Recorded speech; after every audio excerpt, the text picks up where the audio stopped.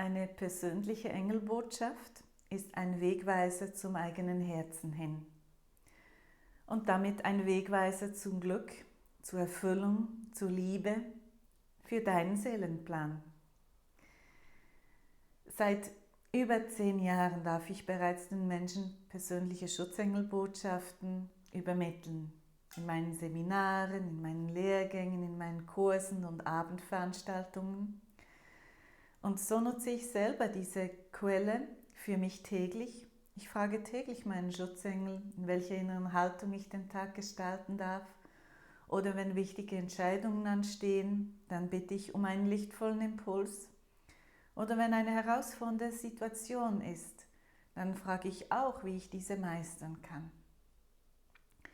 Und ich habe nicht nur bei mir, sondern auch bei den Mitmenschen zigfach erlebt, wie kraftgebend solche Botschaften sind, wie sehr sie unseren eigenen Horizont öffnen, wie sehr sie uns inspirieren, auf neue Gedanken bringen und uns die Kraft geben, dieses Vertrauen, den Mut, den Weg zu gehen, unserem Herzen zu folgen. Nun, wenn du in den Genuss einer Engelbotschaft kommen möchtest durch mich, dann kannst du eine solche bei mir per E-Mail bestellen. Ich benötige dafür deine E-Mail-Adresse, ich benötige deinen Namen und deinen Ausgleich im Voraus. Informationen dazu findest du auch auf meiner Webseite und den Link auch in meiner Bio.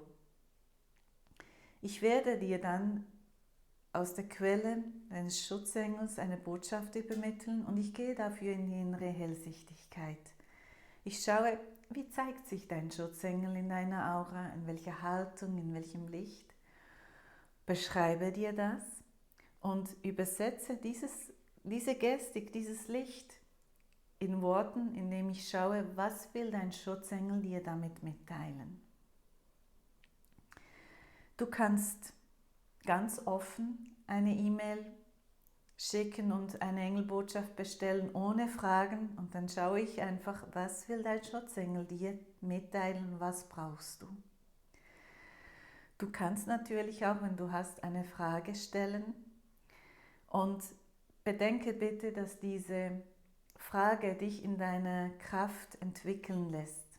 Es geht nicht darum, zu wissen, was passieren wird.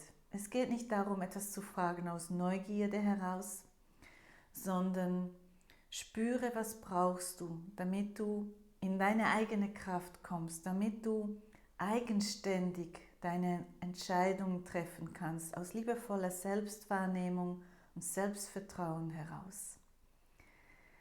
Bedenke immer, eine Engelbotschaft ist ein Wegweiser zum eigenen Herzen hin.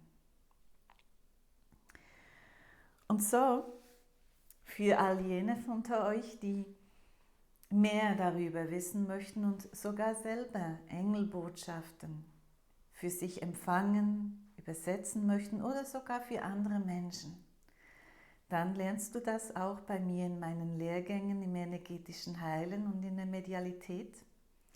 Und auch dazu findest du alle Angaben auf meiner Webseite.